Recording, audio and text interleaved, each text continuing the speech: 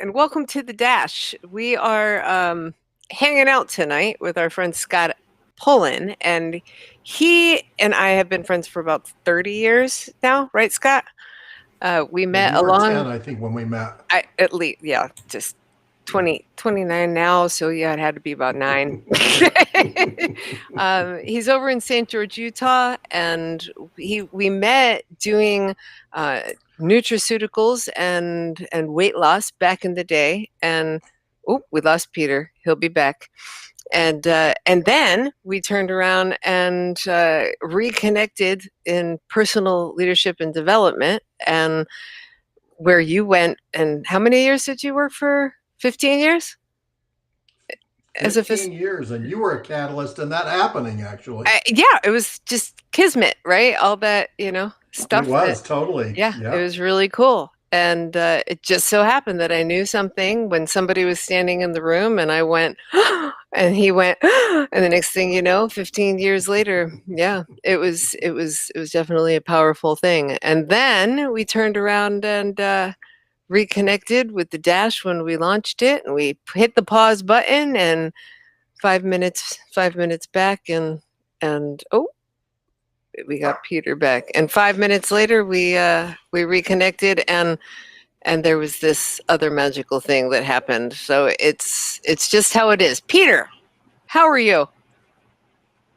I'm here. Can you hear us? Okay, Spazzing good. out. I'm the You're Mr. here. Magoo. I'm the Mr. Magoo of technology. Okay, it's been working out well for you then today. Oh yeah.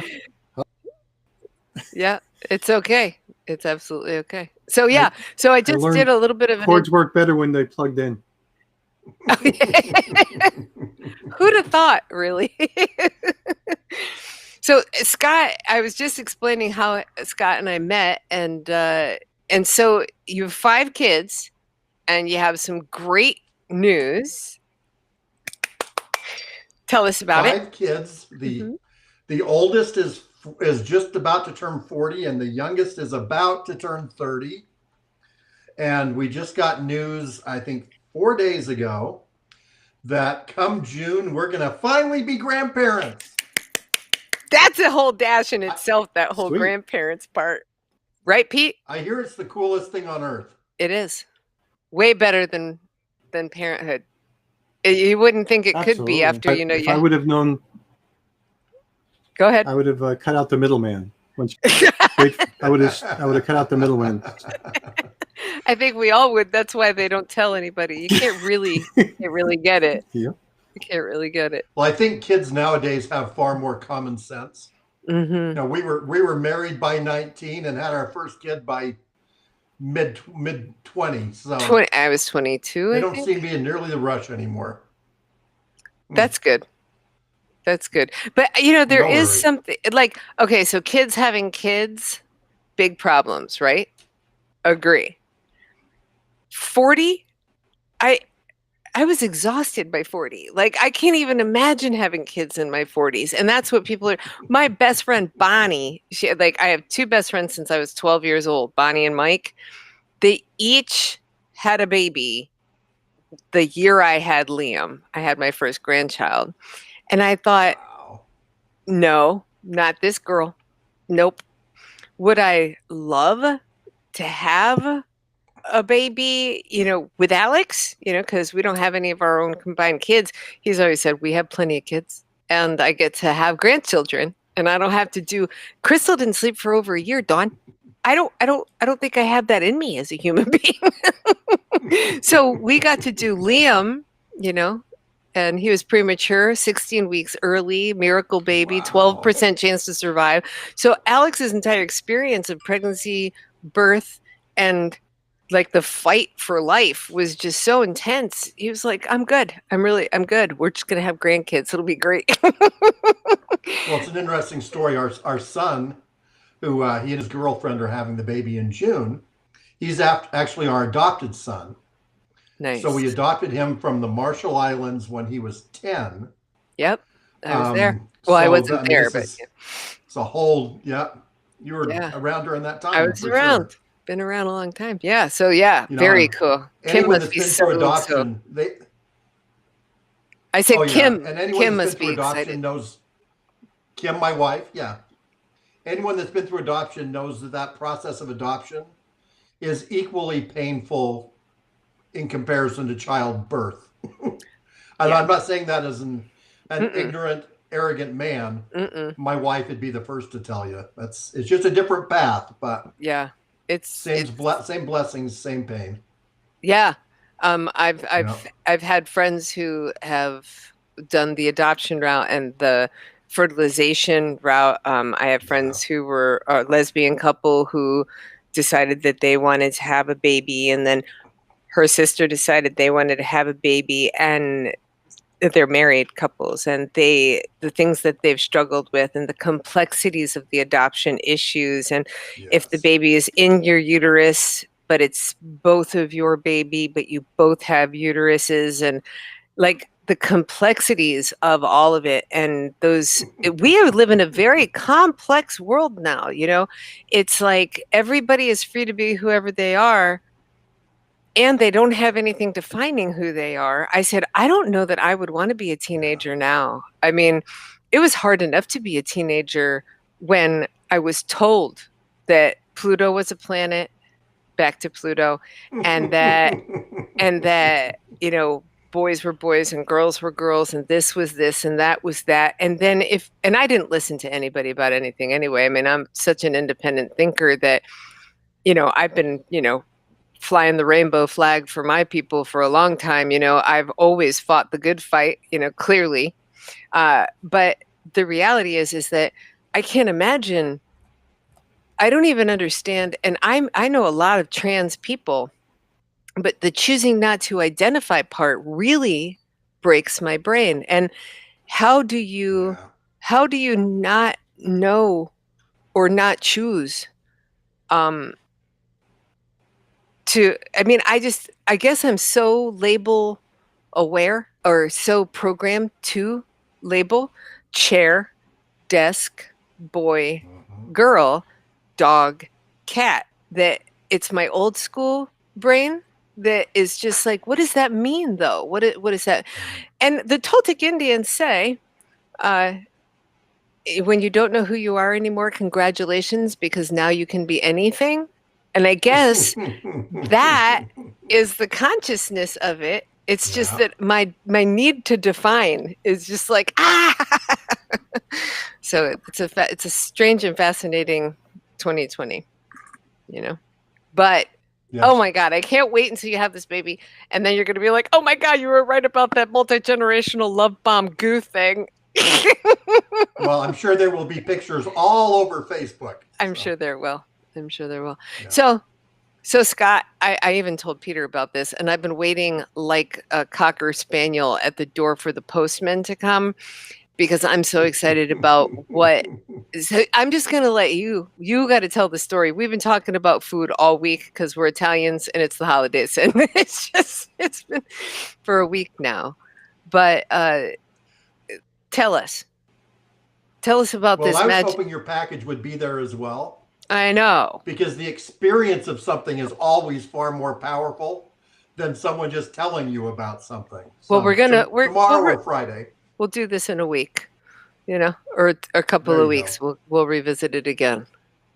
But go ahead, tell us about Well, this thing. I'm excited to see where you are then. Mm-hmm. Well, so it's just funny. Dawn and we reconnected the other day, and the picture I had was kind of like a strand of DNA, and that helix just kind of turns and wraps around, and it's like the two outside parts of that DNA overlap over time, and then they go Mm-hmm. apart, and then they overlap again. That's And true. I thought that's kind of my relationship with Dawn. Mm-hmm. No farther apart when we're not together, but then the universe just keeps bringing us back together again. Yep. So it's good to see you and Peter again. I got to be on with you and Peter. Gosh, it's probably been 3 years ago. 2014. 2014. Wow. Mm-hmm. 6 years ago. So, 6 years. yeah, You I'm on blink. an entirely different path now. When we chatted last, I was working full time with the leadership and character development company that you played a role in connecting me back up with. and had been there for 15 years. And I'm going to tell you, early October of 2018, if you would have asked me, I would have sworn I would be there for the rest of my life. Mhm. I'd be facilitating seminars from a wheelchair. They'd have to push me around the room to do what I was doing. And, and then one of the holy hookups in life happened in my life. Sometimes God has an entirely different plan for you. Interesting timing, it almost being Christmas time, Christmas of 2017. I, day after Christmas, happened to be sitting on the couch in our living room, and I experienced what I thought at the time to be a heart attack. I got this horrible pain in my chest. My fingers started going numb. So my wife ran me to the emergency room, and they prodded and poked and put me on all the monitors and came back and said, "We have good news. The good news is you haven't had a heart attack." And the doctor looked at me at just short of 300 pounds. And he said, "But I'm going to tell you, if you don't do something and do something pretty quick, odds are you are going to have one." And for me at the time, I was 57 years old. And it's just kind of that age. And maybe some people that are listening and have had this experience, maybe some haven't. But I remember being in my 20s or in my 30s, and I could think about releasing weight and see the numbers on a scale change. And then over time, it seemed to get more difficult and more difficult and more difficult until eventually, or probably around the age of about 52, I just decided that it was out of my control. There was nothing I'd be able to do anymore to keep my weight in check, because none of the things that worked for other people seemed to work for me anymore. But I remember my wife and I and our son and daughter-in-law, we got together just after Christmas, and the hot thing in the news at that point was this thing called the keto diet. Mhm. And we all said, "Hey, let's eat the keto diet." I looked at it and said, "This can't be. It's butter, bacon, and avocados. Can't starve to death on that stuff." So for the next 3 months, January, February, March, we started eating what we thought was a strict keto diet. If you had asked me, Mhm. I would have said I am 100% keto. Right. And then I happened to go to Starbucks one day. That's a hint for you. If I'm visiting Starbucks, I'm probably not straight keto. I looked at the menu after I had just ordered a venti latte at Starbucks and saw that there were 16 Milk. grams of carbohydrates, Uh-huh. not in the pumpkin spice latte, just in a regular latte. So Well, if what you was know anything the about milk, keto, right? go It was ahead. the milk. Was it the milk? It's partially the milk, but there's actually an additive that Starbucks put, a powder that they put in. That also, it's interesting. Milk by itself, milk and cream can be keto. One real challenge that gets some people is they'll go get like 2% enhanced milk Uh-huh.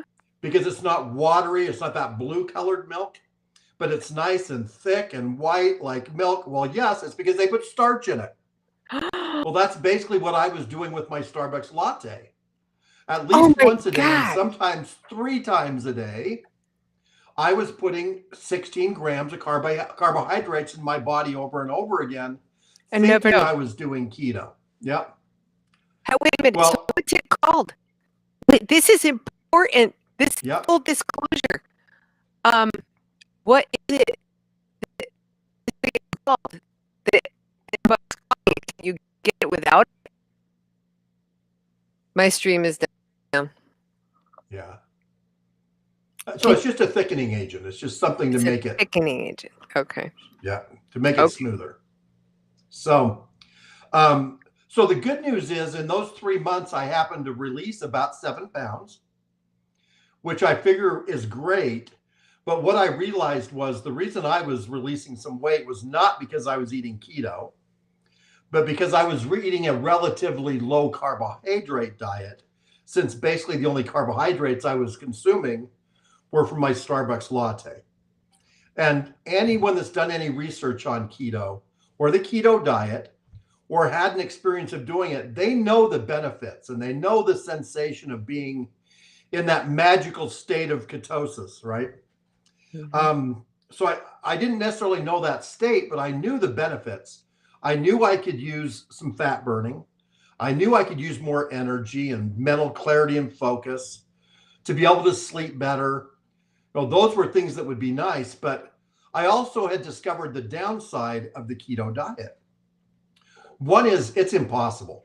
I have, in my journey, only ever met one person that has been able to go strict keto for an extended period of time. And I'm going to say 10 years or more.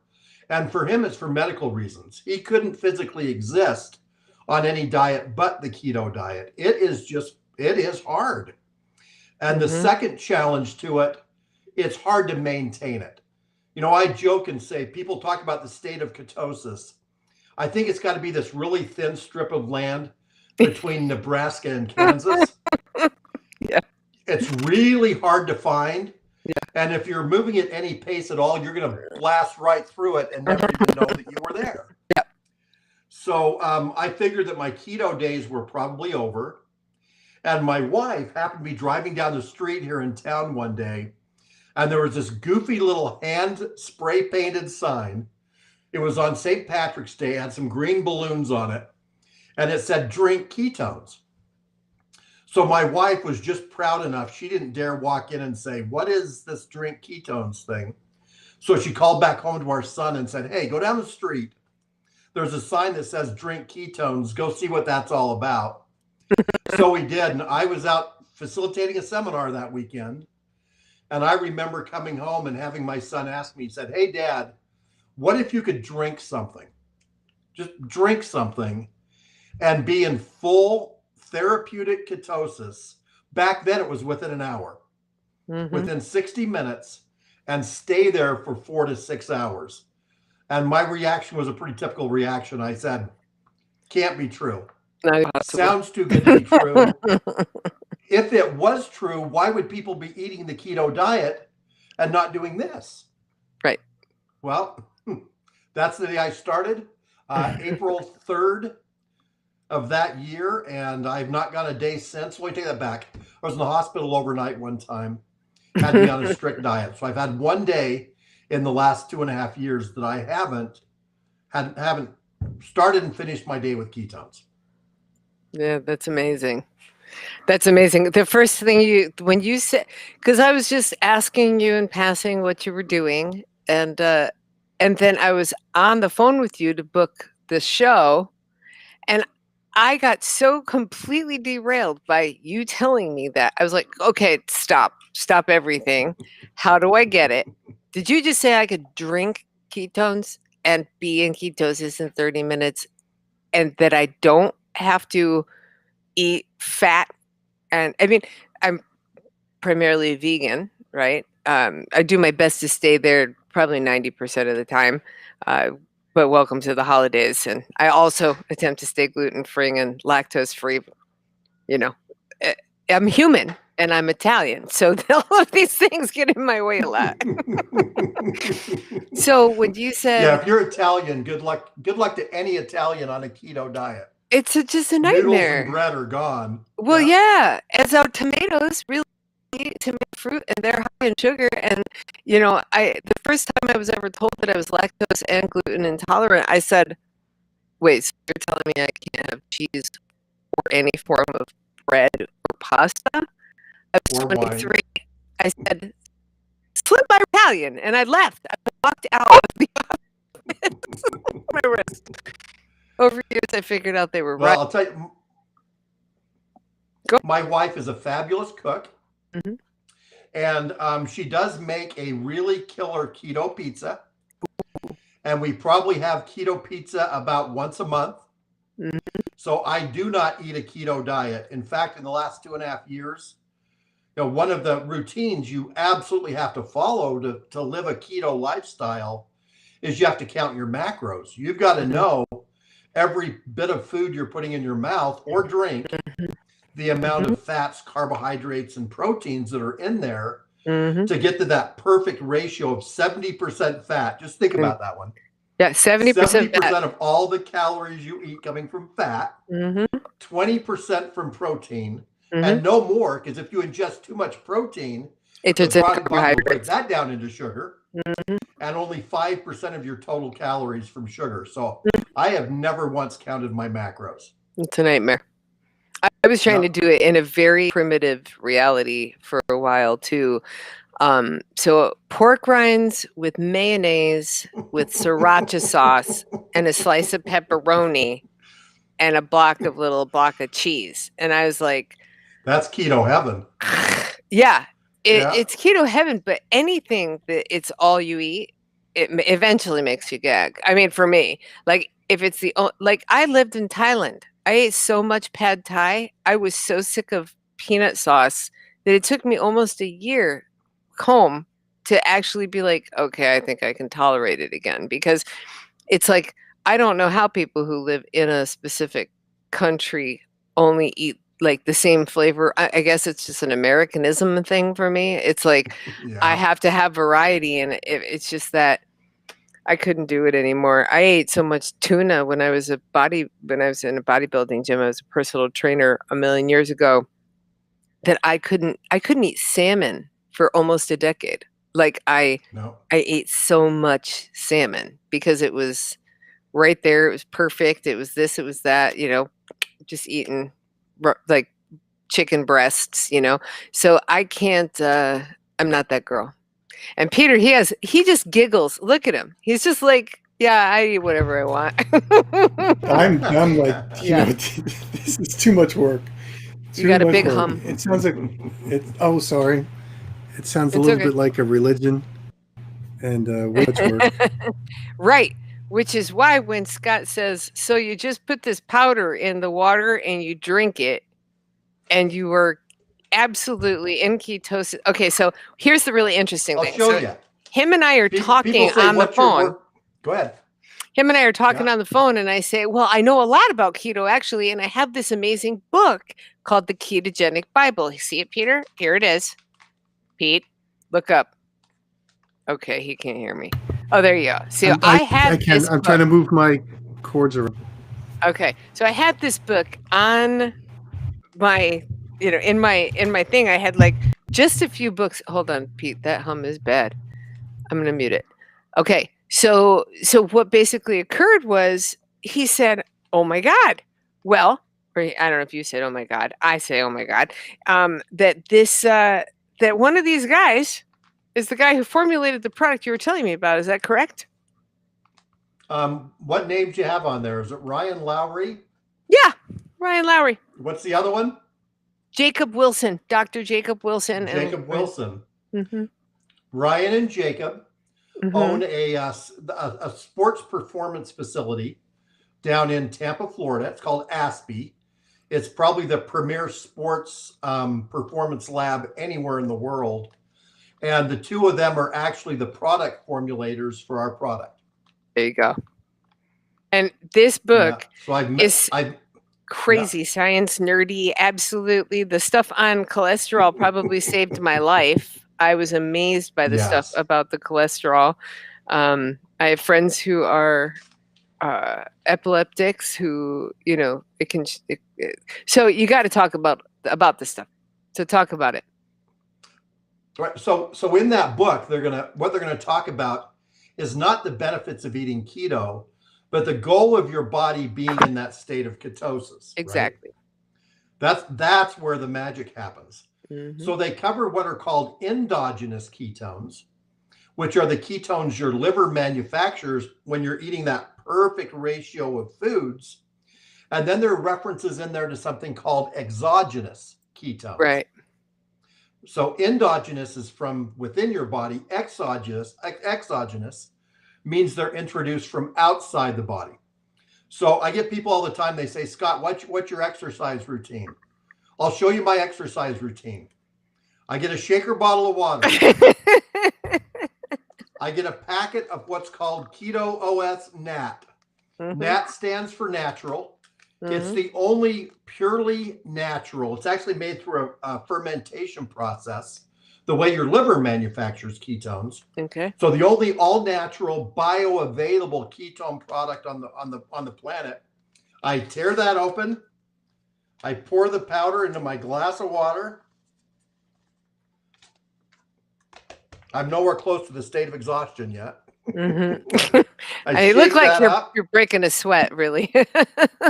Yeah, totally. Shake that up and drink. That's it. That flavor is strawberry peach.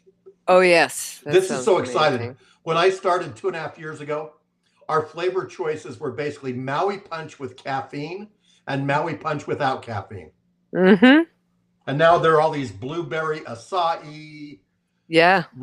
pineapple blackberry, all kinds of Nice. fun things. Yeah. That sounds good.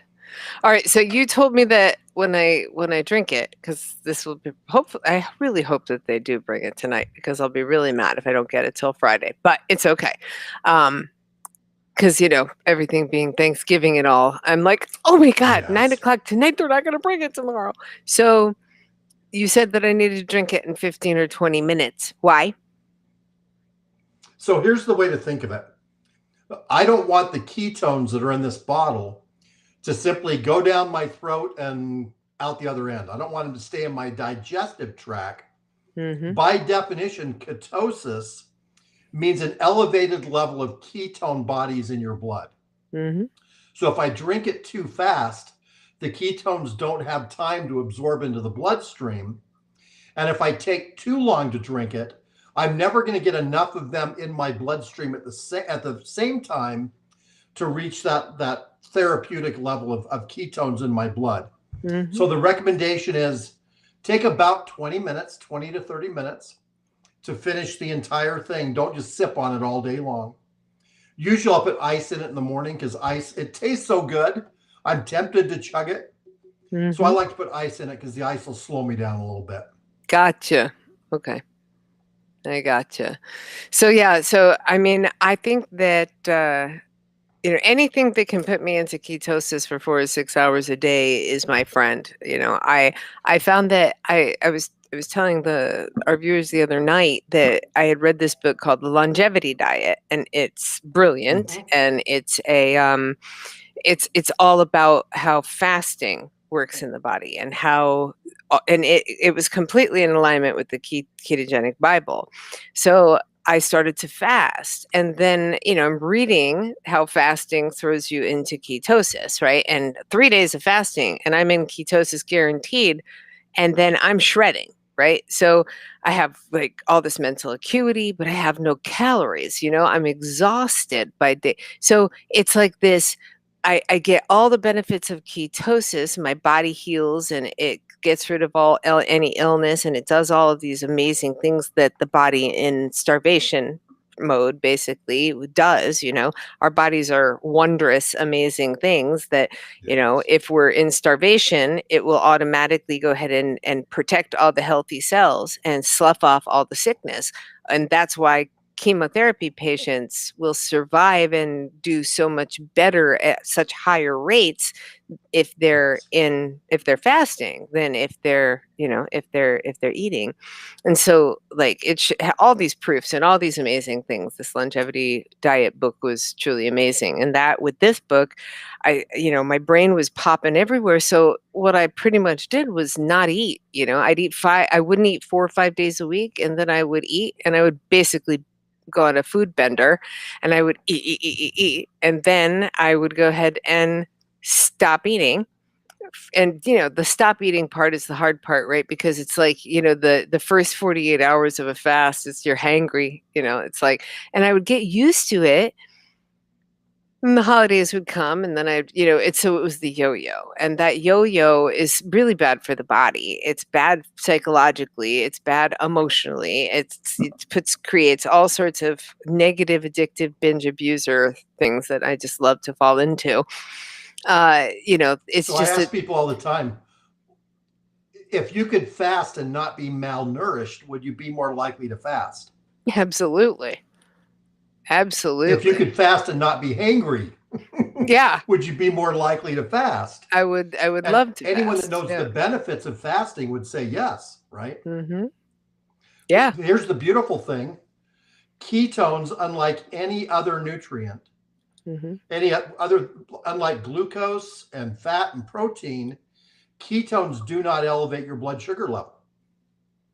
So I can be on a fast, Wow.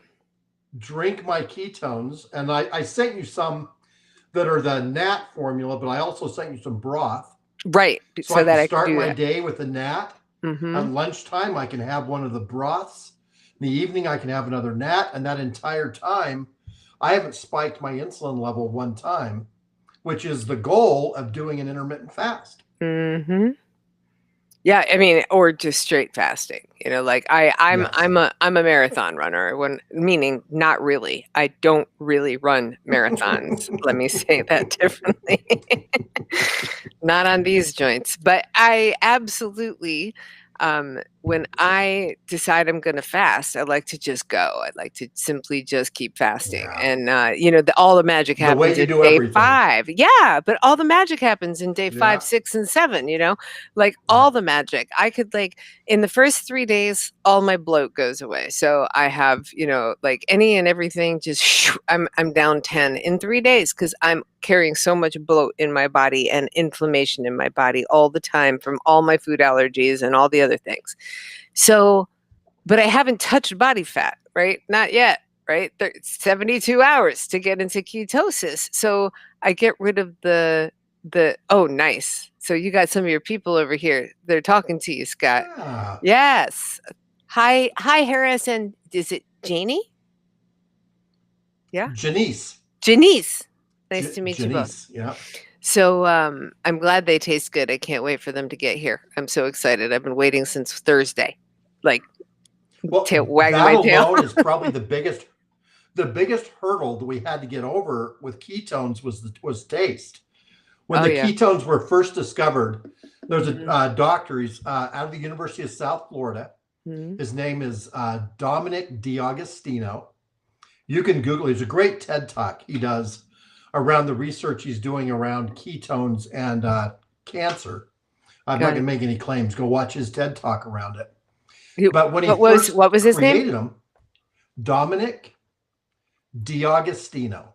Dr. Dominic D''A Agostino. I'm assuming. Yeah. Okay. Yep. There it is. All right. Yeah. So look him up. Great video. He actually was a gentleman. He got a call from U.S. Department of Defense about a decade ago now to come work with the Navy SEAL program because the Navy SEALs had redesigned their scuba equipment. It's not fair to call it scuba equipment. Navy SEALs can't do scuba diving because then the enemy sees all the bubbles, right? They can find the SEALs. So they have to use what are called rebreathers, which recirculates the air that they're exhaling. The problem they were having was their brain couldn't reprocess the oxygen fast enough. So they'd come up and they were having these horrible cramps. So they asked him what to do. And he said, well, there's an easy solution. I've been doing all this research on the keto diet. Just put the Navy SEALs on the keto diet. And they laughed at him. They said, there is absolutely no way we're going to get Navy SEALs who drink like fish when they're on shore leave to eat a keto diet. It's just not going to happen. So he went to work. He isolated one of the ketone bodies, the one that actually produces the state of ketosis, the ketone body that gets into the bloodstream called beta hydroxybutyrate or BHB. And the first thing they would do is they'd put it in a hypodermic needle and they'd inject it into the bloodstream. Well, that's several $1,000s every time they had to do one dosage of it. And imagine how inconvenient that would be for a Navy SEAL. Yeah. So they said, that's not going to work. So then they went back and he said, I've got to find some way that they could drink it and it still get into the bloodstream. So he started mixing it with alcohol. So you can find things on the market called ketone esters. I've only ever had about 2 drops in probably about 4 ounces of water. It got to be bad. Literally, it's like drinking starter fluid. Yeah, I can imagine it even is. the least expensive ones, it's about $35 a serving. So it's totally out of the market for most people. So then he went and said, well, and the Navy SEALs wouldn't drink it because it tastes so bad. These are guys that will drink their own urine, but they wouldn't drink that stuff. That says So then he something. went back and So then he went back and mixed it with salts, sodium, potassium, magnesium salts. Oh, that's even worse. And the salts would transport the ketones into the bloodstream. Mm. And here's a fun thing about our company. I heard Jacob Wilson, one of the doctors you mentioned from the Keto Bible the other day. He said, you know what? This company that sells these ketones is called Prove It.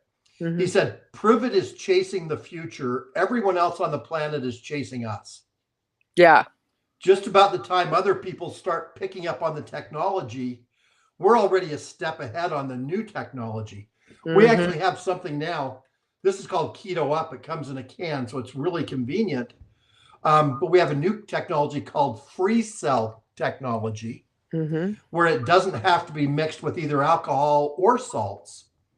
And it absorbs almost immediately into your bloodstream. Literally, I could get up in the morning, drink one of these, and by the time I sat down in my car to go to work, if I have that kind of job, and put the key into my ignition, I'd already be at a therapeutic level of ketosis.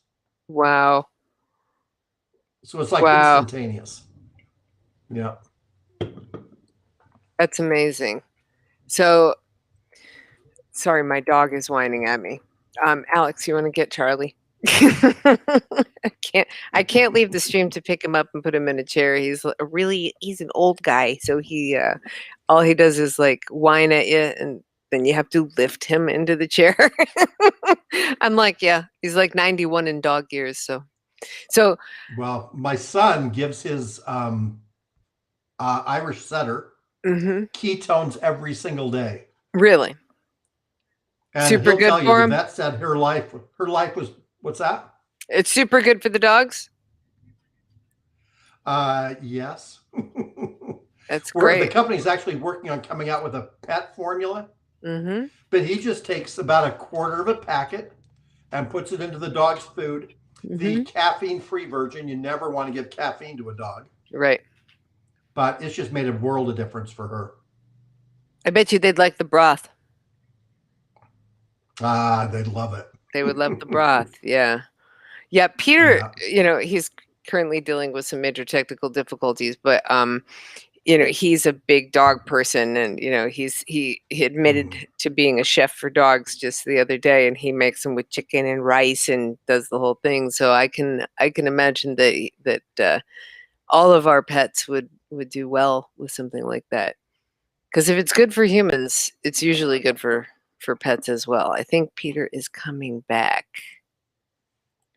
It's interesting, Don. I was just looking at your graphic on the dash, like the evolution chart that's up at the top.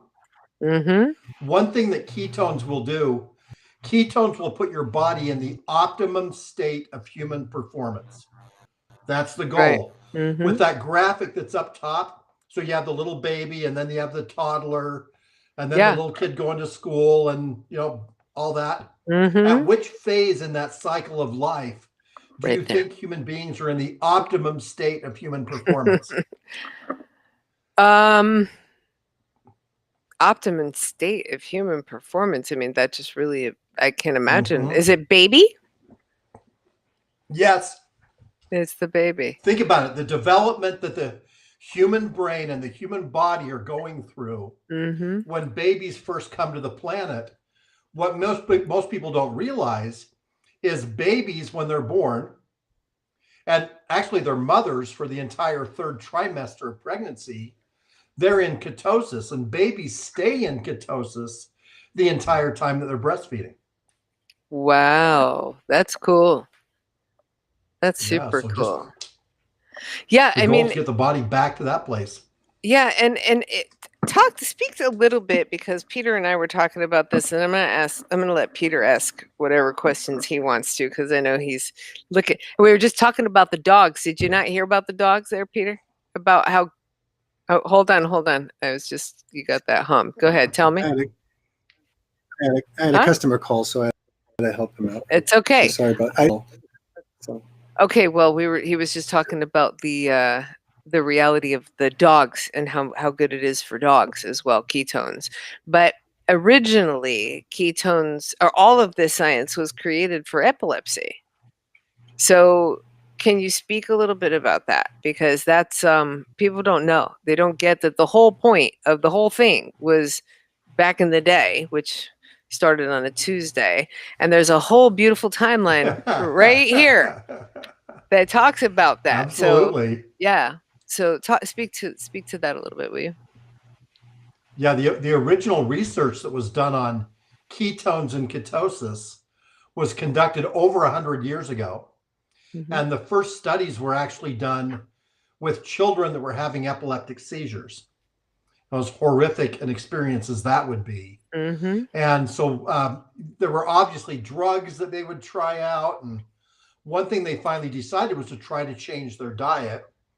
And so they would change those ratios. They would feed some higher carbohydrate, low protein, high fat.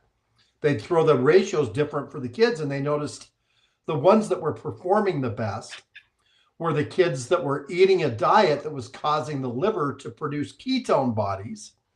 So they named it the keto diet because it was having that benefit. And the kids were either having less severe attacks, or in some cases, the attacks completely going away. Gotcha. And since then, the diet's been tested on probably about every physical ailment there is on the planet. I always tell people, they ask me, can I use this for blank? I have a friend that says, big toe-itis. If I'm suffering from big toe-itis, can I take ketones? Yeah. And I tell them, just Google it. Google the term ketones or ketosis and big toe-itis and see what comes up. And literally, you'll see hundreds of years, over 100 years of research. It is amazing. Ketones do so much for the body and for the brain. That it is really a fascinating science and a fascinating product. And so in a couple of weeks, we're going to get back together, and I'm going to start drinking this thing as soon as it hits my doorstep. I'm going to have all of my measurements so I can see what kind of body fat results I have. And I'm going to go ahead and take it through the most challenging 6 weeks of the year, actually. Nice. Yeah. So are you coachable around this one, Dawn? Of course. Okay, so here are 2 requests. For the next 6 weeks, put your scale away. Okay. Right? Ignore what that number is on the scale. It lies anyway. Goal isn't. It lies anyway. That's right. It lies all the time. The goal should never be weight loss. Right. The goal should be fat loss. Right. And the most efficient way to lose fat is through the process called ketosis. So I actually have people who in the beginning, the weight won't shift, but they'll notice significant change in their body composition. Right. So that's the second one. You can measure your entire body. An easier way to do it is find your one biggest problem area. If it happens to be your belly, chest, whatever, and just get some string and wrap a piece of string around that area, and then cut it whatever length it is, the circumference of that part, and then put a little piece of tape on it and hang it on a wall somewhere. Okay. And then 2 weeks from now, a month from now, come back, cut a second piece of string, Mm-hmm. hang it on the first one. Mm-hmm. And the difference in the lengths of those strings will tell you exactly what's going on. I get people all the time that say, well, I'll just know by how my pants fit. Yeah, the problem is you launder your pants. And when you launder them, they shrink. Mm-hmm. And when you wear them, they stretch. Yeah. So that piece of string is a much better gauge. Right. Okay. All right. Well, I don't have to look hard for my problem areas. I just want to throw that out there. I know exactly where they are, and they stare at me. They say, go downstairs and walk on the treadmill. And I'm like, fine. Yeah, in a minute, as soon as I get done with the 15. If you feel like doing that, do it too. Yeah. You may find that with the energy you're going to get from ketones, and that's you're more likely to want to be physically active. Yeah, I miss physical activity. It's the past 4 or 5 months I've just kind of tanked in my physical activity levels, and then I don't have COVID. Oh, I have to say that out loud. I have to announce that to the world. It was negative. So we get to have We get to have Thanksgiving on Saturday instead of tomorrow because it just so happens to be that the turkey's frozen. But I don't have COVID. And that's the biggest, I just have to throw out there that the relief wasn't that I didn't have COVID because I said I didn't feel that bad. I'm just really Yeah. exhausted by whatever it is that my body's fighting. The big thing about wondering if you have COVID is, oh my God, who else has COVID that I'm going to give it, that I Yeah. gave it to? Like, who Give it was I to. in touch with? Oh my God, my dad can't come near the house. Oh my God, when does the last time? And oh, the baby was laying next to me. He's 6. I still call him well, he's my first grandson, so he's going to be the baby till he's 30. Maybe longer. Or till there's another Well, you'll baby. enjoy this Yay! story. Elaine's here. I, Hi, Elaine. I told my wife, Kim, one day, I said, today my request is stay safe. That means treating everyone you come in contact with as if they have COVID. Right. And I thought that'll keep her safe if she just says everybody out there has COVID. And then I said, that's not going to work for you. Mm-mm. Because my wife is just one of those personalities that if somebody said, I just found out I had COVID, she'd be the first to give them a hug. Oh, honey, I'm so sorry. Yeah. Yeah. So I said the rule is different for you. Yeah. You have around everyone, you have to act like you have COVID. Yes.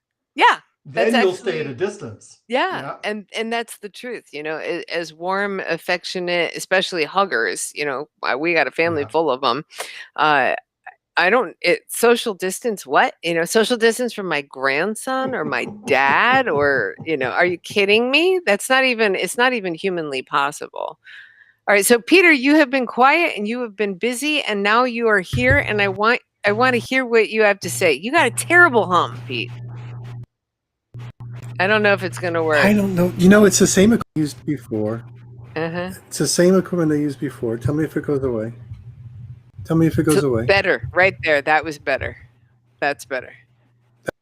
There that was it is. Better? That's way better. Is that a little better now? Yeah. Okay. All right. Okay. So, number one is I have nothing to say about ketosis. First, I'm going to talk to you about your turkey. If you have a frozen turkey, you can still have Thanksgiving tomorrow because you put it in like a big thing of hot water and you defrost it that way. That's the way I've always done it. My turkeys still do turkey tomorrow.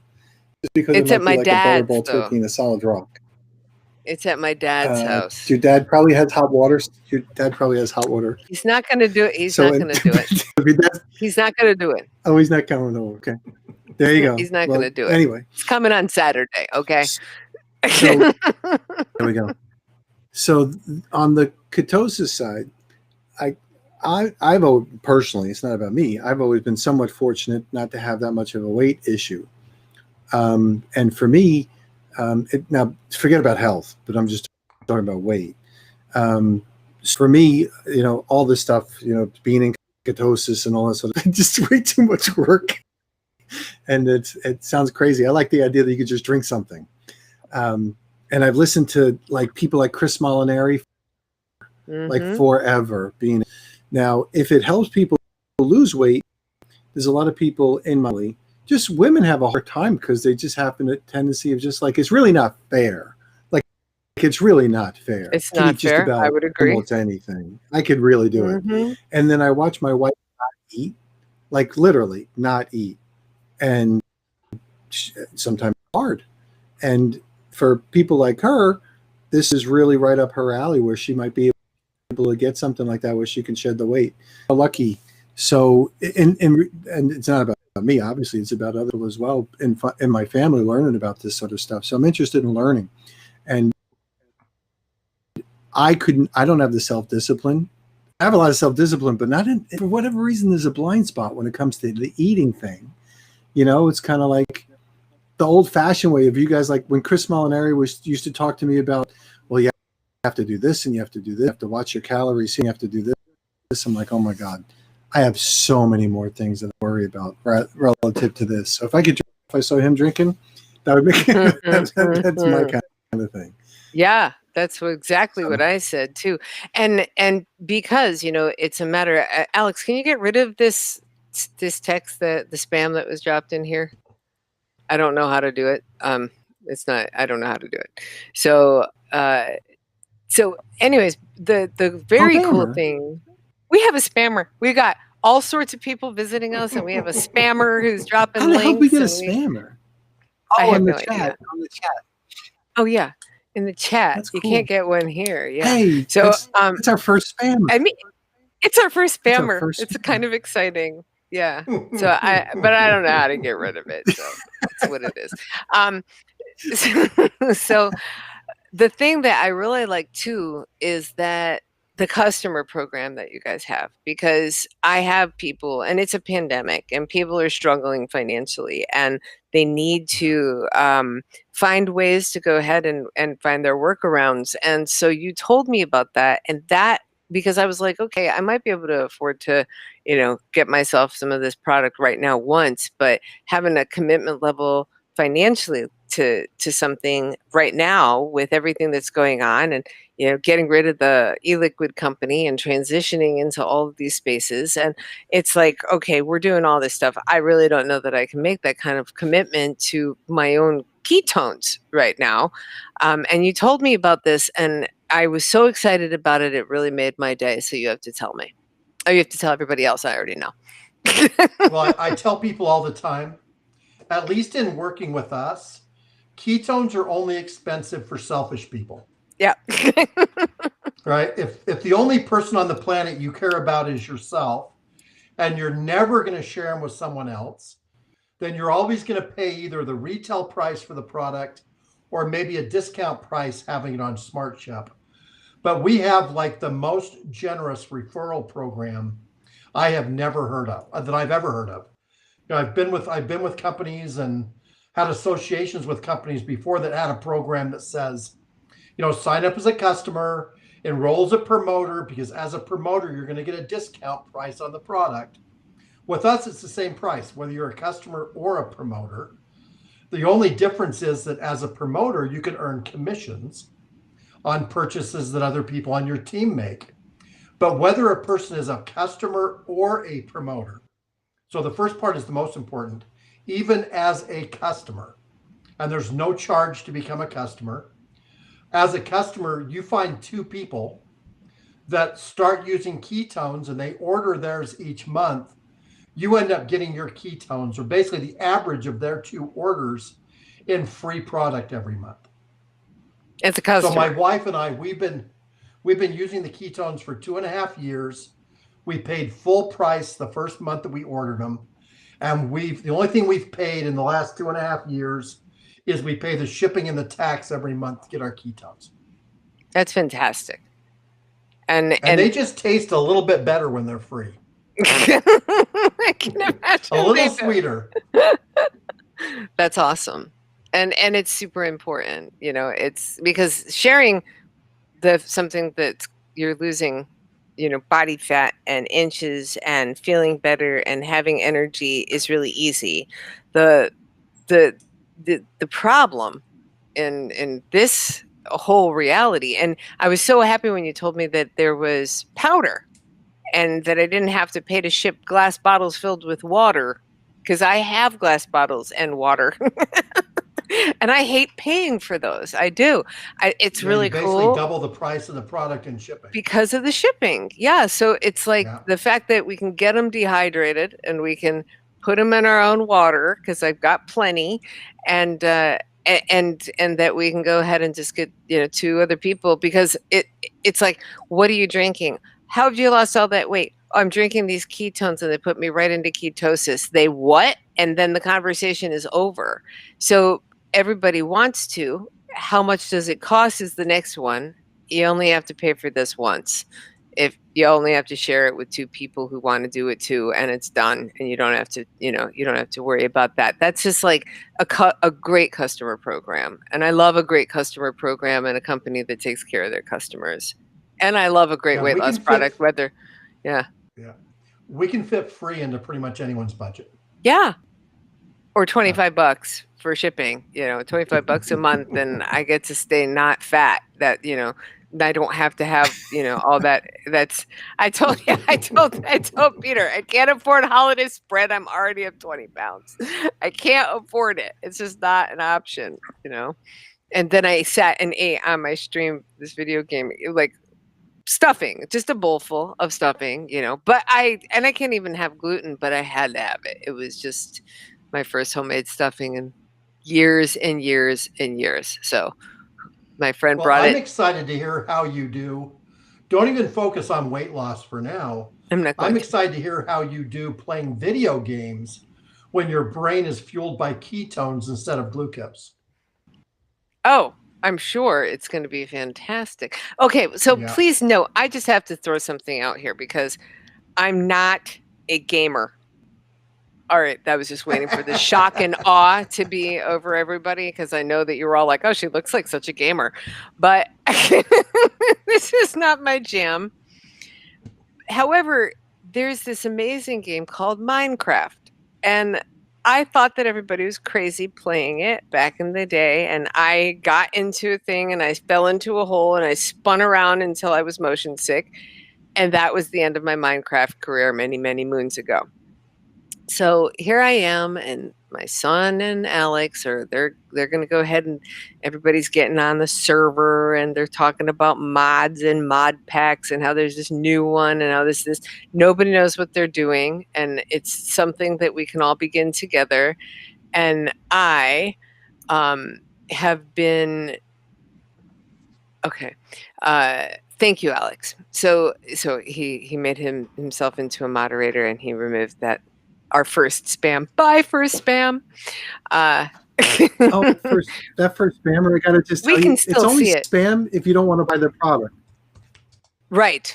Well, right. I don't know. But he's asking if we want to buy followers, primes, and I know. viewers. I think that's Joe Biden. He had a No, all right. We're not going to politics right now.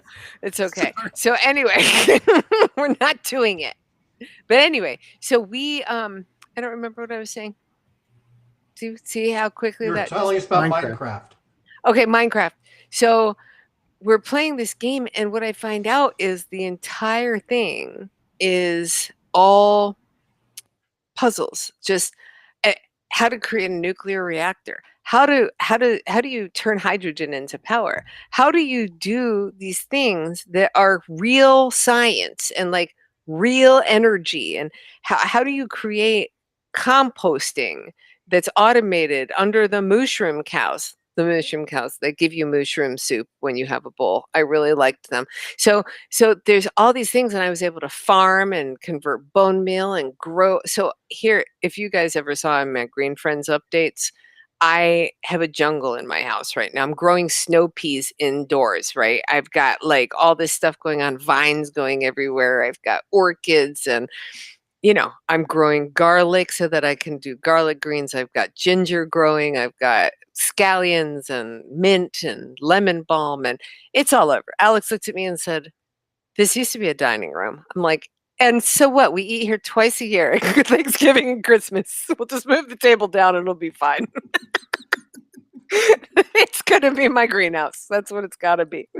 So so I got to do that virtually and focus on a bunch of the science behind it. So and play with my son and my husband, because if they go and they start playing, I lose my son and my husband, and I haven't seen my son in a long time. And I was just like, all right, well, what we're gonna do right now, Dawn, is we're gonna learn how to do this stupid game.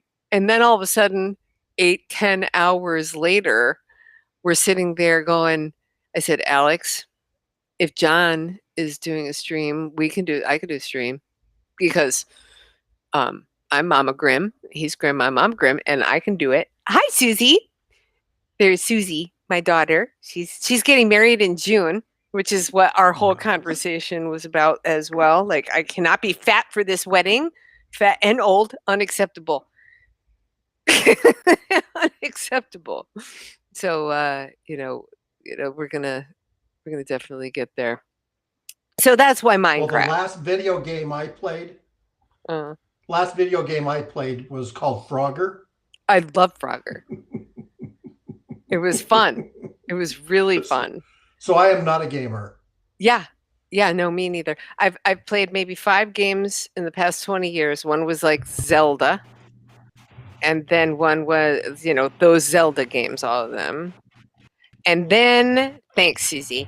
And then I played recently, what was it, Diablo? And it was like Gauntlet, like, so it was a top down, everybody played together and got the bad guys thing. And really, I can't remember another one. I find one every 5 or 6, maybe 5 or 10 years that I'll play, and I'll play it all the way through to the end. And then I'm like, is there anything else? And then I feel kind of, all right, well, see you in a decade, Xbox. And I walk away because it's just not my jam. So it's very strange that I have a gamer stream currently. But now we're just hosting the Dash from the Hippie Diva right now. It'll be fine. How about you, Pete? Gamer? No. Last Christmas I bought Pong, You did? the one from Atari. Old school Pong? Like Cool. I bought old school Pong because I moved around an old TV, like a big, well, you can't see, a big TV, and I put it in my living room, the one that we never use. And I said, I want to do something for my granddaughter, so I wanted to show her what we used to play. So I said, I wonder if I can do those Atari games, Pong, the other one. Stampede? Pac-Man. Stampede, I bought Pac-Man. Pong and Pac-Man. Yeah, it was And- like 120. Blip, I blip, I blip. never got involved in those. Yeah, I never Sound effects.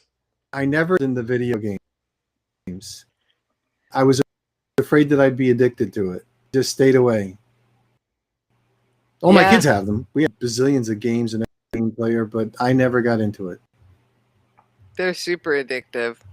And there's, the minute you get playing the big brain stuff, like I was like, oh my God, there's thinking involved in this game. And like, I'm all about thinking and puzzles and how to figure things out. Like that's where I get really, I get jazzed up about that.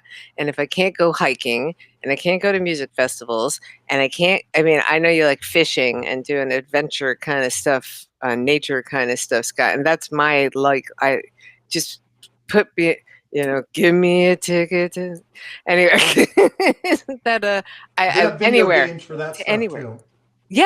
Yeah, actually, Jeff, Susie said, I want Mama in Final Fantasy. I'll probably never leave yeah, it was so pretty. She had me come on her stream.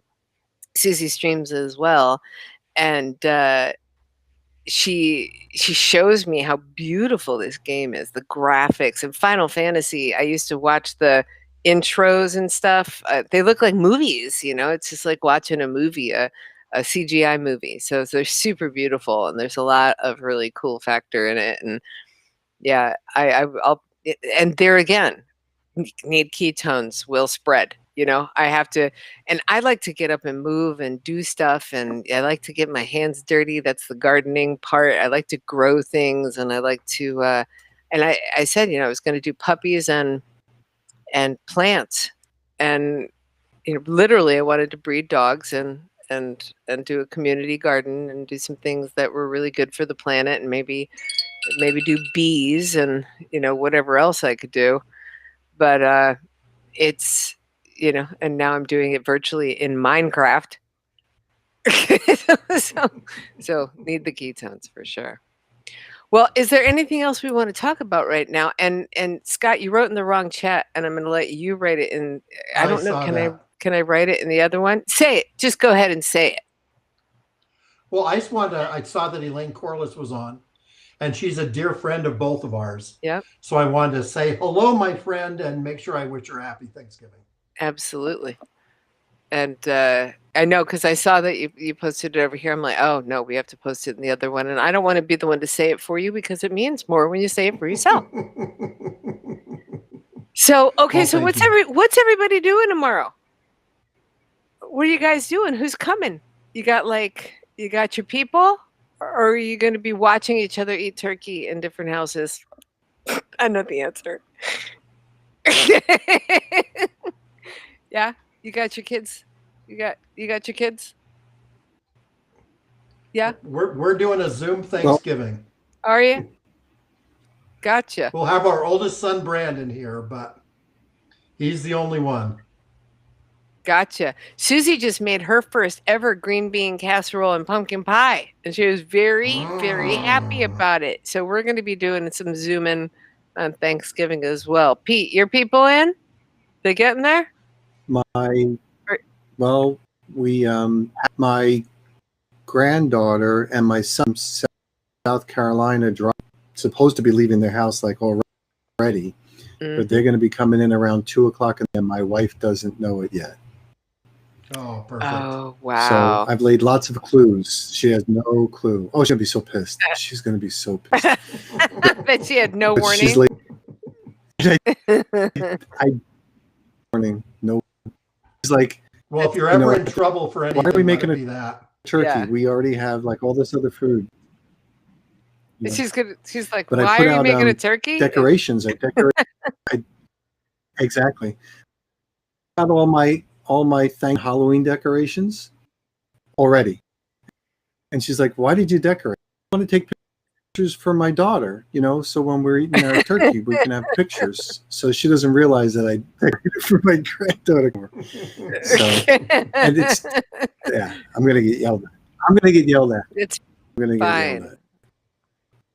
It's something that you just have to But- resign yourself to. It's okay. It's my granddaughter. Yeah. It's my Yep. That's great. All right. Well, it'll be fun. is there But my anything else we want to talk about right now? Oh, keep going. Did he freeze? Did we lose you, Pete? Yep. I lost you. Cord's probably not plugged in again. Yeah.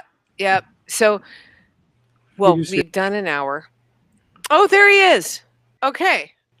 So I'm go here. ahead and finish what you were telling us. Oh, so anyway, so the whole family thing, and then my my mom is going to have the whole family in her place in New York, and everybody's afraid of coronavirus. Like everybody's afraid, but we could, big Italian family, they're going to do it anyway. So that's when I bought that air filter. If I told you about, We got to talk about those air her. filters. You got to hear about these air filters, Yeah. Scott. Everybody here needs to hear Yep. about those air Yeah. filters. I think I might have to have you talk about them, but go ahead. Yeah, that gave us people to have that. So if they're going to have a lot of people in the room, got to take a chance on that. So I guess now, so the old school part of my, like, screw that, we're doing the holidays. Younger millennials, like my son in Colorado, they're into the whole fear thing. So they're come over for Christmas because they're afraid of, whatever going outside. So I'm a little bit like, you know what, we're going for it anyway. I don't think we may not be doing all kissing and all that other sort of stuff.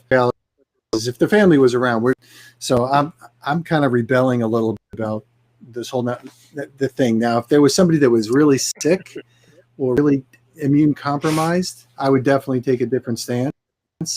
But for most of us, we're healthy, and if you're going to get it, you're going to get it. That was my basic feeling.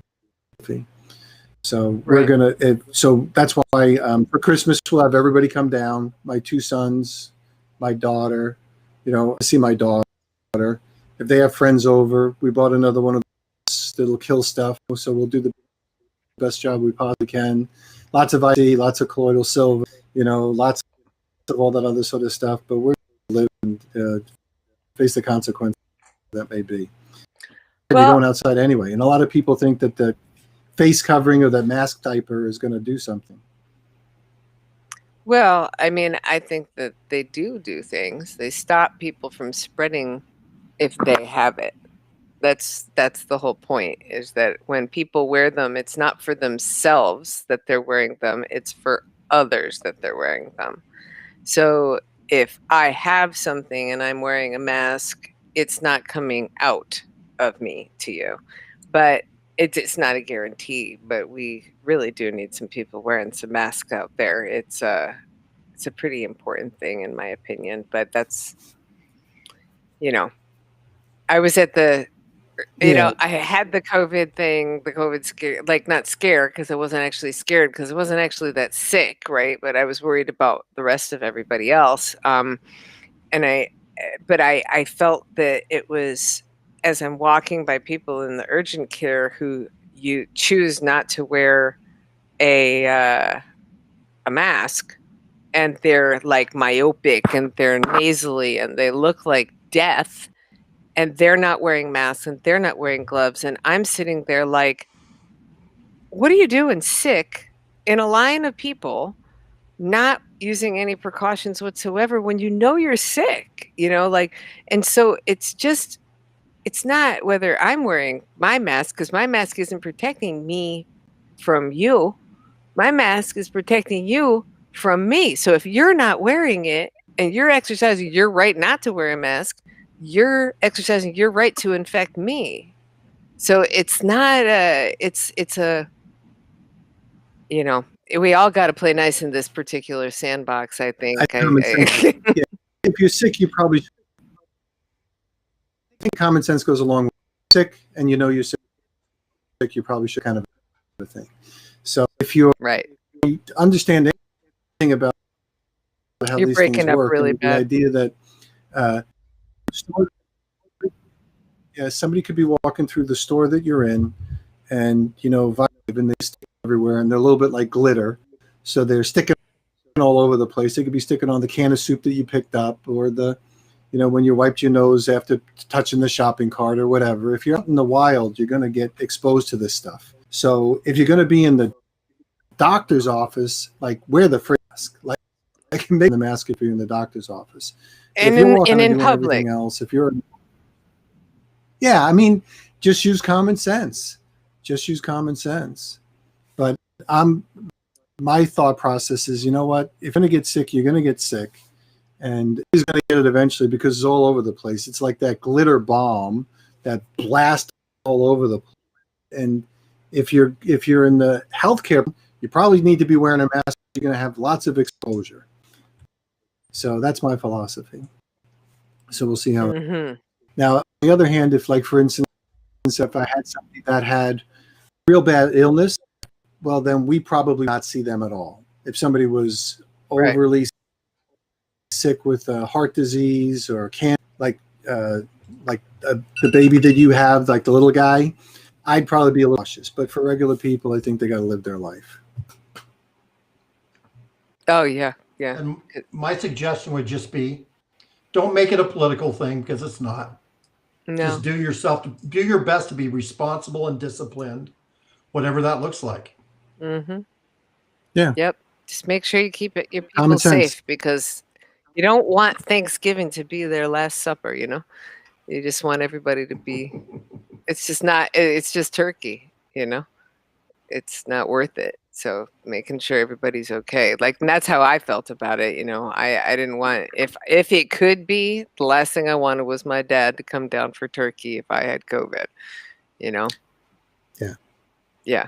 If I was in your situation, Dad's off limits. We're not doing turkey. That's you know what off I mean? limits. For And that I have situation, immune system issues. The baby's he had premature, for 16 weeks premature, he was born. So the last thing I wanted was for him to, anybody, my son, he's got his lung challenges that he got something last November that wrecked his lungs. And he's really thinking he had COVID last November. He probably did. There's a Yeah, lot of people because, that did. Mm-hmm. So, and because you can get it again, there's all these things and stuff, only there's antibodies for like 90 days or less, so, and of course, my father and I get into this conversation. I'll call it a conversation because, we talked about the RNA thing. And he's like, oh, for bop, bop, bop, bop. And I said, we can't have this conversation, Dad. I don't want anybody screwing with my RNA. I got enough problems. Well, I'm going to get it. Okay, but in your 70s, right? If you're in your 70s and somebody screws with your RNA, by the time they even find out that they screwed with your RNA, we're talking like 10s and 20 years, right? You're going Hey, to you be should like, be who starting to cares? smoke.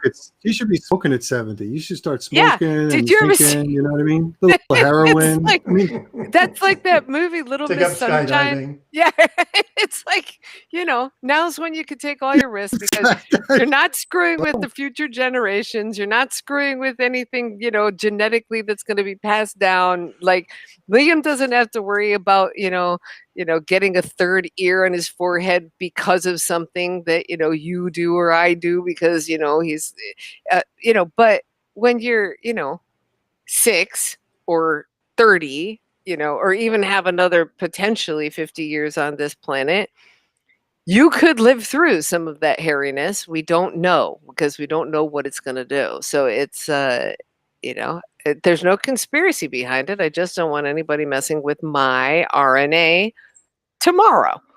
I'd rather just stay locked in my house for 6 months and see what happens to everyone else who gets the vaccine first. Is that terrible? Is Scott familiar with what we're referencing? Is Scott Yes. familiar with what we're referencing Always. about the RNA part of the vaccine? Yes. Yeah. Terrifying. So what's your spin on Yeah. this vaccine versus? Well, mine will be a little bit different. I happen to Scott, you can speak. I have a chronic lung condition called sarcoidosis. So I am definitely high risk when it comes to anything that's potentially a respiratory infection. So I'll probably be among the first to actually have the But what vaccine. about the So vaccines? I said I'll probably be among the first to be getting the vaccine. So what about the vaccine? You have to. Okay, so What do you? He's saying, what do you think about the vaccine? Between this vaccines? Yeah, what do you think of? Do you know the difference between this vaccine and other vaccines? I know that there were the two of the recent ones are manufactured from altered RNA genes. Mm-hmm. I mean, I don't know a whole lot about them, but So the that Dawn and I are talking about is when I asked her the question, do you know how the vaccine thing works? And a weakened portion of the virus, yeah, you inject it, and then your body the antibodies, and that's We don't have you, Pete. You're they breaking actually up super put bad. in Can you guys hear him? modified RNA. They're basically adding stuff to your genetic code. And for me, I'm just like, you know what? No, not for me, not on the first rounds, because I don't think you can really screw around with Mother Nature that way. I don't think we're that smart. Like, I really don't think we're that smart. So, and the FDA and everything else, the pharmaceutical industries, I'm a little bit kind of leery. Now, if we were to say we're going to take a live virus and we're going to put it in your body, with your situation, I'd say, I'm never wanting to do that because there's a lot of people that get the flu from the flu virus. Absolutely. Mm-hmm. Yep. So I wouldn't do that one. I might take a chance on this one if you really, really, really learn. But my biggest question was, do people really know what they're putting in their body? I would say almost everybody doesn't. No. Almost everybody does not know that they're putting their own RNA. Well, that's pretty scary. So at least in my mind. Would Diet Coke be on the market if people did know what they were putting in their body? The answer is no. Yeah, no, and that's the thing. People are so not aware between what's in their food and what's in the drugs, and how the drugs that we take can have ultimately more side effects than the illness that somebody is taking them for in the first place. And it's just like the whole thing is when you become hyper aware. Because Scott wrote the book, The Silver Solution, when I met him, and 30 years ago, I read that book, and that's actually why I said, I really need to meet this guy. What do you mean? Like, I mean, this is amazing, and I want to ask him questions, and that's actually how we met. So he's all about the alternatives, and there is, like we said, a place for big pharma and a place for pharmaceuticals that is miraculous, like Liam, right? And how the drug that saved his life, that Oh, because when he was born, he was absolutely. 16 weeks early and he had no surfactant in his lungs. And Pete met the guy who was like part of that drug getting out to the world. And, so that drug saved this baby because he could have never survived without the development of that drug. And no different than, for people who have really severe lung problems, this drug, okay, it might alter my RNA, but my alternative is a box, so I'm going to take that alternative. For people who, can make it a little bit longer and see, where all the, and I mean, in my 50s, it's far less, my RNA is far less important to me than it was in my childbearing years. I worry about the people who are in their childbearing years far more than myself, and really that's the, what's that gonna do? But anyways, I have to make a call, so I'll be right back. I really know what they're doing. Go ahead, you talk. Oops. I have to call in. Go ahead, bye. Bye. So, Scott, the big problem that I have with the vaccines is, do people really know what they're taking? No. Or they just been sold so far that everybody says they're going to be the thing that solves every problem. And I think that herd mentality is just really scary. Like the idea that, like, oh my gosh, all these other companies are going to be able to save the day. Moderna has never put out a vaccine yet on it in business 10 years, and now all of a sudden they're going to be the ones that are going to save the day. And when people really start to learn about, if said to somebody, do you understand what cold storage, chains mean, or the cold chain of storage relative to people, like, what are you talking about? Like cold, what do you think the possibility of our military actually delivering the cold viruses that you really are expecting? The answer is like, oh my God, go watch some videos on cold storage and vaccines. And then you'd say, well, some of them are negative 110 degrees. Exactly. I Yeah. think about it, right? So the guy in the Army that's going to be shooting this thing up my whatever, you're worried about making sure that this thing doesn't stay above 25 degrees Celsius, 25 degrees Fahrenheit for 50 days. That sucker's going to sit on a pallet probably somewhere in South Carolina in 90-degree weather, and then they're going to be shooting it up with me. And the more you take a look at it, the more you have the right to ask questions, in my opinion. Yeah. So I'm a little bit more leery than most people. Now this RNA stuff is different.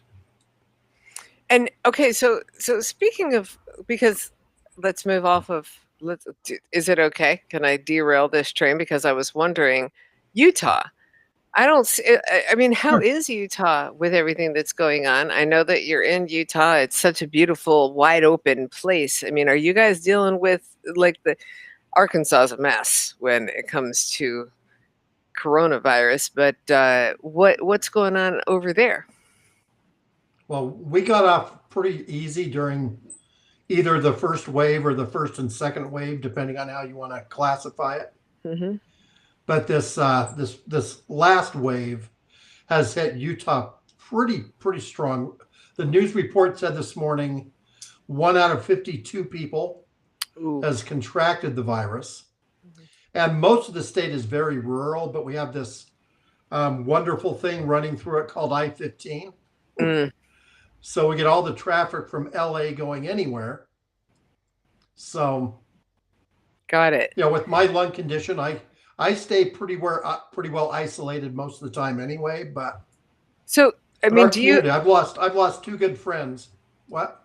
Would you be willing to talk about what that condition actually is and make people aware of it? I don't know what it is.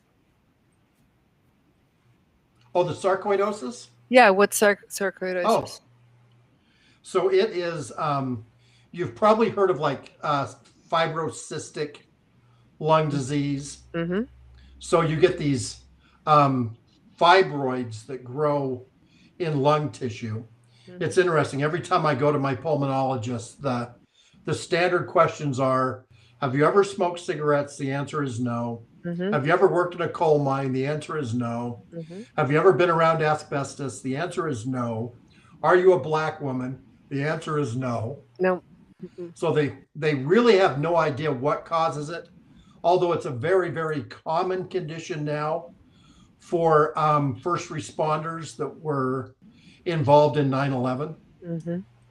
Okay. Whatever causes it, there are substances that get lodged in the lungs, Mm-hmm. and then to protect the lungs, to protect themselves, will develop scar tissue around whatever that substance is. So if it's Got it. a piece of silica sand, whatever it is. So the problem is now that portion of the lung that's become scar tissue no longer functions the way lung tissue is designed to function. Wow. So I have basically the lung function, and this has been this way since I've known you, Dawn. Yeah. I basically have the lung capacity of about a 6-year-old boy. Mm-hmm. Ooh. And I And don't so run what? marathons, but No. Yeah, me neither. So we're not running for marathons 20 together. years, the doctors would say, "What do you do for a living?" And I would say, "I'm a seminar facilitator. I stand in front of rooms of people and talk all day long." And they say, "No, you don't." And I say, "Yes, I do." Yeah, actually, I do. You don't understand. People with this condition don't do that. I don't know about people, but I do that. Yeah. So yeah, you got to be careful, and you got to take you got to take those mitigate those risks. And really, that's the thing, is mitigating the risk. So I know you love travel, and as do I, and I know you love nature, as do I. And my dad brought me up with a fishing pole in my hand. So you're not getting out there to do any of that stuff right now. And neither am I. And Pete, I know you have a webinar. Do you want me to cut you loose right now? I'm I gonna know go. you are 3 minutes away. Yep, cut me loose. Happy Okay. weekend, Scott. Yep. Happy Nice to see you, Thanksgiving. Peter. Yep. All right. Thank you. See you guys later. Happy Thanksgiving, So, everyone. Bye. Thank you.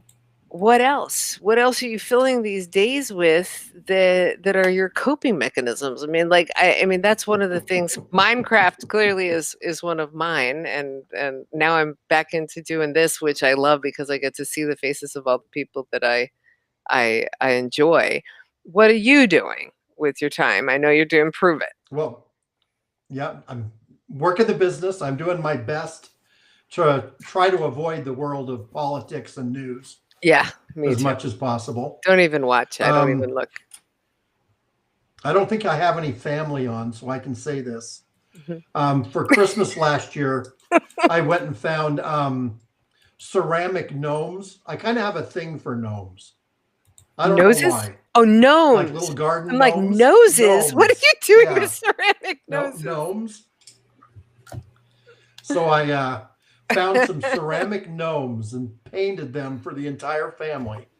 That's cool. Took like whatever their favorite thing was and painted them into the theme of the gnome for each of them. That's cool. So for the next few weeks, I'll be spending some time painting in my somewhat free time. That's cool. Because my kid's dad, Jeff, he found a gnome. Wasn't it a gnome or was it a troll? I think it's a gnome. The gnomes are with the big hats and pointy hat, yeah. So and he took it with him everywhere he went and took pictures of it, like Elf on a Shelf, but it was a gnome. And I thought that was super cool. They're really fun. So that's a really neat gift. Yeah, like the Travelocity gnome, huh? Yeah. Oh, I didn't know Travelocity had a gnome, but so yes, like that. It was pretty fun. Yeah. So that's what everybody's getting for Christmas is gnomes. If I can find enough different gnomes this year. So if anyone out there has connections, let me know. Okay, gnome. We're looking for a gnome connect right now. I don't even know if that's legal, but we're looking for one. It's like trafficking. That's right. Gnome trafficking. Yeah. That would be really fun if all of a sudden you found a gnome connect from this, then we're just going to be like, see, you can fill your dash with a gnome. You can fill your dash with many gnomes. That's right. So, and is the Utah Jazz playing right? Are they playing this season? Are they doing okay? I'm finding Nobody's sports to be right now. Nobody is. Okay. They just did the whole playoffs for last season, and what they called the bubble in Orlando, Mhm. And which everybody got basically sick. meant all the teams got together in the same location Mhm. and stayed in a couple different hotels. And they didn't know when the season would start again, but it looks like December 22nd is the official start of the new season. I gotta say, I'm a huge NFL fan, so I spent like a lot of time watching football. The NFL's my jam, and this year I just don't have it. I'm a Patriots fan, and Tom Brady's not there, so I'm That's a tough totally. one. It's rough, and watching him with the Bucks, is just I don't have my heart in it. And watching the Pats without him is like, and watching Brady not in New England is like, It's like, when your parents get a divorce and you're like, I have to live with one or the other. But if I share time both your houses, that's this big gaping hole. And I know I just likened Tom Brady leaving the Patriots to parental divorce, and I don't mean to make it a small thing, but it's not a small thing for me. That is exactly what I'm communicating. It's like really rough. And it just ruined it for me.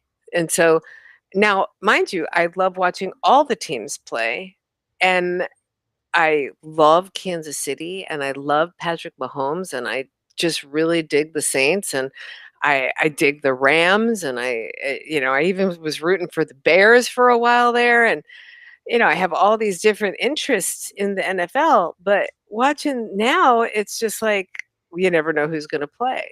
You never know who's gonna, and then you get used to some players, and then they're gone because they've got COVID, and then they put replacements up, and you get excited for these guys having a new opportunity because they were the second, and they weren't gonna have an opportunity. You get to fall in love with them, and then well, the big guy gets well, and he comes back and pushes that guy back to the bench, and it's just like all my fun about football is just kinda squashed, and it's like the whole season is just kinda meh. So, I Well, even my wife is a blue-blooded Dallas Cowboys fan. well, I like her in spite of She her football choice. she used to sit on her daddy's knee and watch Cowboys every Sunday when she was a kid. And I've never been much of a football fan at all. Mhm. But this season, I've started cheering on the Las Vegas Raiders just because That's we have a just team weird. within an hour and a half of where we live. Yep, it's just weird that Yeah. they're now the Las Vegas Raiders, and it's so Yeah. weird that Vegas can bet on football legally. No, and it's just so weird, the whole thing, but I love it. I mean, I love Vegas, and, I'm a big fan of being able to put money on a game and those kinds of things. So it's cool. I do wonder if they have influence over the outcome, though. I do wonder, you know, kinda made the, sport a little more edgy. You just wonder, "Okay, is this rigged like the elections and and every other process we have in America now?" But I don't think it ever wasn't, right? People can be bought anyway. So, like, there's nothing wholesome about any of it anymore. Yeah, Alex says the house always knows. It really does. The house always knows. Yeah. So, but I do love to go play me some blackjack. I love blackjack. Do you have a game? Do you like to Well, play? if you ever come to town, we'll have to make a stop by.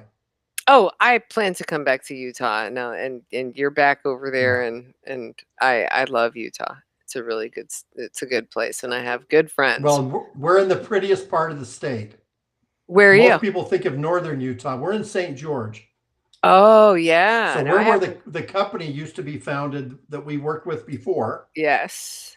And we have 7 national parks within probably a 3-hour drive of here. And Wow. it's beautiful. It's hot, but you don't have to shovel heat. Yeah, no, you don't. I'm in Arkansas. We No. don't have to shovel heat either. Yeah, and we have rivers, and we have some really beautiful stuff here too that caused me to fall Well, we in have love. tons of beach. Yeah, but We have beach everywhere. We just don't have any water. yeah, I was gonna say, but it stinks like dead fish, and it's not a pretty beach. No, But it's just sand. It doesn't yeah, smell like fish. Yeah, the Great Salt Lake is a fascinating. Well, no, I thought that didn't it smell like fish? What does it smell like? But that's the Great Salt. Salt Lake. That's 5.5 hours away from us. Okay, I was like, so where do you have beach with? No, wait a minute, you lost me. Tell me. When I say Explain. beach, I mean lots of sand. Oh, like desert? Yes. Okay, all right. So I was thinking we were talking Yeah. about the Great Salt Lake, and I'm like, that's what I No. remember about the Great No. Salt Lake. Smells bad. Yeah, so fascinatingly, that's like the Dead Sea, right? It's exactly the Dead Sea. Yeah, that was the one thing that I heard about the Great Salt Lake that made it very interesting to me. That it's exactly the same thing as the. Can you tell us more about Utah? Because it's a fascinating place. It's got some really amazing, like it's. Do you have anything that you can give us on Utah? Because Anything on Utah? yeah, like It's a beautiful, beautiful state. mm-hmm, Geography wise, it's probably as diverse as any state in the union is. mm-hmm, Um, Politically, it's probably as non-diverse as any state in the union. mm-hmm. Yeah, Very, very conservative. yep. And Not highly populated. I think we're approaching 3 million people now in the entire state. wow, that's amazing. Yeah, like because I did a lot of business out there for a while, and back in like 2000, I don't know, 4, when I was working on this project called FemNet, and I we used to come in, and I flew in there constantly, and I just remember coming into the bowl in Salt Lake, and it being like woo, woo, woo, woo, and then I'd land, and it was just like this beautiful experience of being like in a crater in the moon, uh, and just being, with just all of that. It's fascinating. It's different than anywhere else in the country. It's very unique in itself, and then I got to learn about. Well, I mean, I got to go on a Harley ride during autumn and see the fall colors as they are Yes. on the red rock. And it's just I'm from the Northeast, so we're used to like foliage, right? But this is completely different. Like everything about Utah is just radically different than anywhere else in the Yeah. country. So yeah, it's fascinating, having a Great Salt Lake where Well, nothing can survive and everything floats, and there's these like what happened in Utah that made all these crazy things. It's well, the beautiful. Great Salt Lake it's down like 30%. There, No. it's much smaller than it was a decade ago. Wow. And Yeah. is it just like on a path to gone? Is that what it's? There's a pretty major, well, one, there's a pretty major drought going on in this part of the country right now. And because that part of the state is growing so fast, Mm, the demand on water has just gone yeah, through the roof. So got it. Got it. yeah, All right. the Well, mountains can only produce what they produce. yeah. And Yeah. do you ski? I have only been skiing twice in my life, Mm. and there's probably very little I'm as ill Bad equipped at. to do than ski. Yeah. Yeah. First time I ever at 13 went down a mountain, I ended up in the cast for 3 weeks, because it came down like Yeah. this, and it tore all the ligaments that hold your thumb on, and they didn't know if it'd ever be able to turn a key again. And I had 5-year-olds going whoosh, whoosh, whoosh by me, and I couldn't even get off the chair lift, and they were all cheering me on at the little station. Now just jump. And For me, it's I'm very work to graceful. stand up, Yeah. point my skis, go, Yeah. fall, Yeah. stand up, point another direction, fall. Go fall. Yeah. Oh, okay. Yeah. So we're really good at that. So for me, it's like the game of golf. I don't play golf, but I attempt golf. Yeah. Yeah. I'm a good sport. That's what I am. Yeah, I make anyone that does golf look really good if I go Yeah. with them. Yeah. If I go with you, you're going to look Yeah. like you're a pro. All right. Well, I know Now, if we go fishing, it's a different story. Well, what kind of fishing do you do? We're gonna close on fishing, but I Trout want to know. fishing. Trout. So freshwater streams, or do you like to go? I love streams the most, but I'll take a lake if I can find one as well. Yeah, streams are a beautiful thing. They're really here. We got like crappie, I think, and Yeah. catfish. I don't. Okay, my catfish story. Been growing up fishing my whole life. I'm not shy about cleaning fish. I don't have a whole thing, but um, there was a moment where I came down here with my kid's dad, Jeff, and right after we got married, and we went catfishing, and then they put the catfish. His dad put the catfish on this spike coming out of a tree and slit around the catfish and went shh, and the catfish is twitching all over the place. And I literally got sick. I threw up because this animal was in pain, right? It just got skinned alive. And I didn't eat catfish for 20 years after that. Only to find out that that's just muscular reaction and it wasn't actually alive. And there was a whole debate about it. But I'm Yeah, like, tell that to the fish. tell that to the fish, man. I couldn't, so I really couldn't get over catfish for a really long time. I have eaten it since. I do live in Arkansas and admittedly have eaten it since, but I just never went catfishing after that. I didn't have it in me anymore. So I do miss rivers and trout, just like rainbow trout and just casting a line and actually catching Yeah. fish. And yeah, we did some fishing when we were in Florida on my daughter Emily's graduation trip, and we didn't catch anything, did we, Alex? I don't think we caught a single fish that whole time. I don't think we caught a fish. Alex is in chat, but I'm thinking we didn't. And I was afraid because they had gar. I mean, those are like prehistoric alligator dinosaur fish. I don't want one of those. I They'll have no take your desire. finger off. Yeah. Yeah, not a Yeah. single fish. We fished and fished and fished. We drank a lot of that Red's apple cider, that hard Red's apple cider. And we caught no fish. Almost a gator. We did almost catch an alligator. Yeah. And I didn't want to catch one of those either. So yeah, I miss fishing. You haven't gone since Corona hit, right? I went one day back in March out to a lake where there were only 2 people on the entire lake. Caught my limit in about 40 minutes. And that's the only time I've been out. So, Well, that's pretty cool though, catching your limit, since I haven't been able to enjoy catching a fish. So that's going to be something I'm going to definitely go do. All right. all right, we'll It do is it. the night before Thanksgiving, so I'm going to let you go. I appreciate you coming on, and I'm going to let you know as soon as I get the product, and then I'm going to be like, annoying, going, okay, this is what's going on for me, and I'm going to be absolutely excited to tell you everything, and then we're going to come back here in a couple of weeks, Good. or we're gonna talk about it again.